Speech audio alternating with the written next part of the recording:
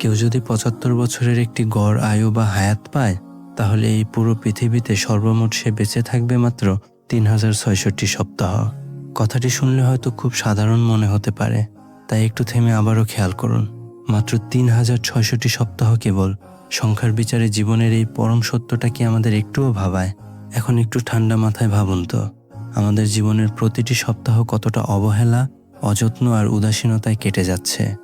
একটি সপ্তাহ পার হয়ে যাওয়া মানে কোনো সাধারণ দিন চলে যাওয়া নয়।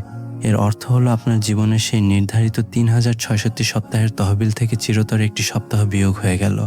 হিসাবটা এবার নিজের জীবনের সাথে মিলিয়ে দেখুন।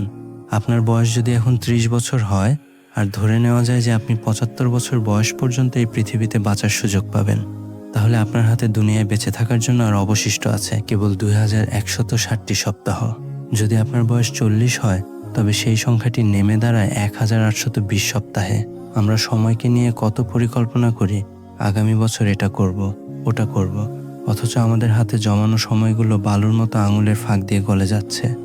আমরা প্রতিদিন সকালে ঘুম থেকে উঠি, ব্যস্ত হই নিত্যদিনের নানা ঝামেলায়, আর ভুলেই যাই যে পেছনের সময়টা কোনোদিন আর ফিরে আসবে না। মনে করে দেখুন তো, গত জুমা পরে মসজিদ থেকে বের হলাম, মনে হচ্ছে যেন মাত্র ২ দিনও পার হয়নি, অথচ দেখতে না দেখতেই আরেকটি জুমুয়া আমাদের দরজায় এসে উপস্থিত হয়ে গেছে।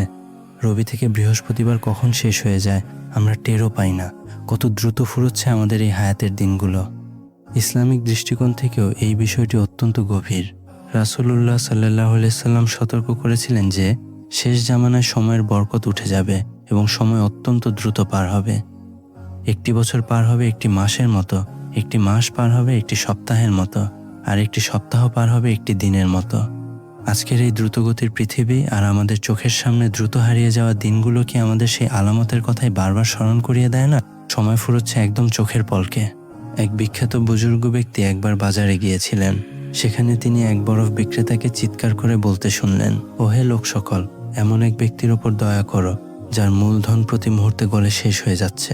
কথাটি শুনে সেই বুজুর্গ থমকে দাঁড়ালেন।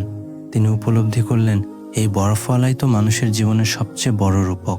আমাদের জীবনটাও ঠিক সেই বাজারে বরফ বিক্রি করতে আসা মানুষটার মতো।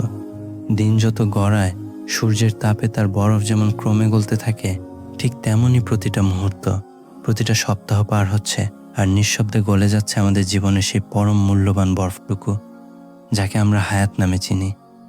বরফ গলতে গলতে যেমন একসময় শূন্য হয়ে যায়, আমাদের জীবনও ঠিক সেভাবেই মৃত্যুর দিকে এগিয়ে চলেছে। আমরা প্রতিনিয়ত অর্থ উপার্জনের পেছনে ছুটছি, সামাজিক মাধ্যমে ঘন্টার পর ঘন্টা সময় নষ্ট করছি, অনর্থক তর্ক বিতর্ক আর আড্ডায় জীবনের মূল্যবান অধ্যায়গুলো পার করে দিচ্ছি। কিন্তু একবারও কি ভেবে দেখেছি, যে সময়টা চলে গেল তা কি কোটি টাকা খরচ করেও আর ফিরিয়ে আনা সম্ভব? আজ আমরা যে সময়টাকে আগামীকাল বলে ফেলে রাখছি, সেই আগামীকাল হয়তো অনেকের জীবনে আর কোনোদিন আসবেই না। আমাদের এই ৩,৬০০ সপ্তাহের পুঁজি দিন দিন ছোট হয়ে আসছে, অথচ আমাদের আমলনামা কি সমৃদ্ধ হচ্ছে? আমরা কি পরকালের জন্য বা পৃথিবীর মানুষের কল্যাণের জন্য সত্যি কিছু রেখে যেতে পারছি?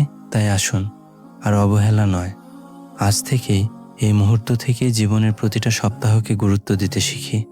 প্রতিটি শুক্রবার যখন আসবে, নিজেকে প্রশ্ন করি, গেল সপ্তাহে আমি এমন কি কাজ করেছি যা আমার দুনিয়া বা আখেরাতে কাজে আসবে? জীবনের বরফ পুরোদমে গলে যাওয়ার আগেই যেন আমরা জাগ্রত হতে পারি। অবহেলা ছেড়ে সৃষ্টিকর্তার ইবাদতে, সৎ কাজে এবং প্রিয় মানুষদের ভালোবাসায় এই সীমিত সপ্তাহগুলোকে অর্থপূর্ণ করে তুলি। কারণ সময় কারো জন্য অপেক্ষা করে না, আর গলে যাওয়া বরফকে আর কখনো আগের রূপ দেওয়া যায় না। আজই ভাবুন, আপনার হাতে আর কতটি সপ্তাহ বাকি আছে।